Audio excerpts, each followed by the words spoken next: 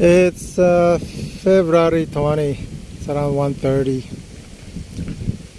There is a storm transiting through east of the Philippines, and it's been bringing precipitation for the past few days, couple of days. So it's good and bad. It's good that we don't have to flood the rice fields. The challenge is it brought strong winds from the north, so it depressed the rice field. This rice field isn't mine, but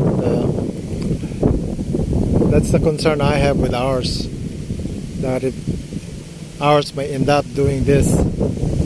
So if there's plenty of water, those things will rot. So it's still green. Still a lot of greens on the rice. So they may be forced to harvest before the green are brown and golden. So that's part of the challenges. The storm is actually unusual.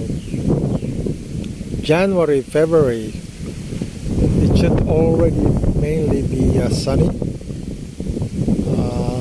So the storm transiting through was a surprise to me. Being here the past 4 or 5 years, there's hardly any storm on a February. It's actually very calm. Transiting from cool weather to sunny. Right now it's cloudy, lots of winds, and at this point in time the sun should come out and bring forth that golden rise.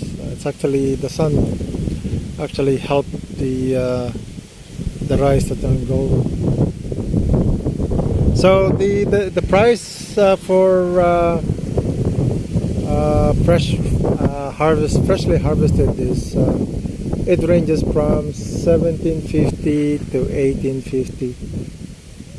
Other places like Tarlac, they're buying at $22.50.